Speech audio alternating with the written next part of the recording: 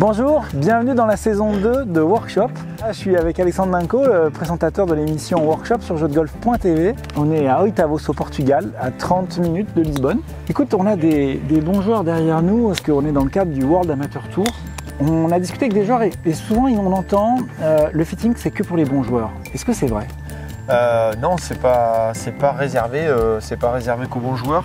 D'avoir des clubs adaptés, c'est important, qu'on soit un bon joueur ou un mauvais joueur ou un joueur débutant. Alors bien sûr, il faut avoir une certaine régularité, mais l'irrégularité peut venir aussi de clubs qui ne sont pas adaptés, tout simplement.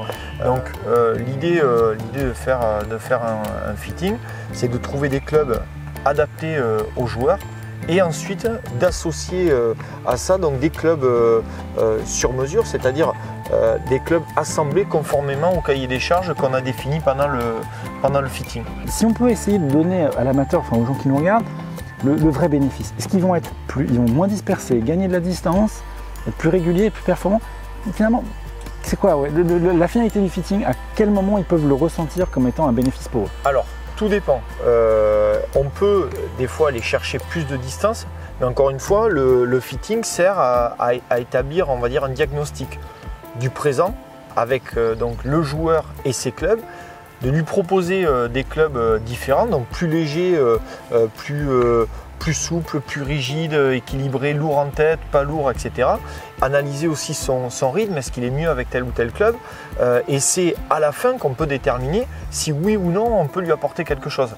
Alors excuse-moi, c'est un peu la question qui tue, mais dans le monde du golf, il y a beaucoup de gens qui parlent beaucoup, et surtout par rapport au matériel de golf, c'est une passion pour beaucoup de golfeurs. Moi j'ai l'impression des fois que c'est difficile de faire, quand tu es amateur, tu rentres dans cet univers, à qui tu dois faire confiance.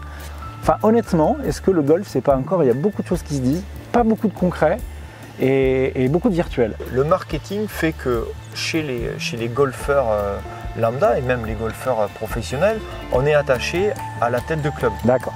On est attaché à la tête de club et c'est ce dont on parle en premier. La tête de club, on va pas un peu parler du shaft et de l'équilibrage en dernier. Moi ce que je vais regarder en premier, c'est plutôt le shaft, l'équilibrage.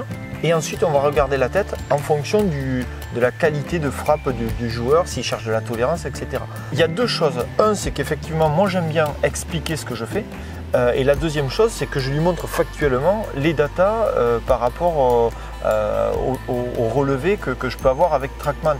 Donc si je lui fais gagner de la distance et qu'on baisse la dispersion, quelque part on a gagné. Eh bien écoute, c'est une très bonne entrée en matière pour lancer la saison 2 de Workshop. Bon. Et donc je vais te passer le relais pour que tu nous présentes tout un tas de nouveaux sujets sur le matériel, le fitting. Allez, et le golf. C'est parti. Merci, à bientôt. Merci.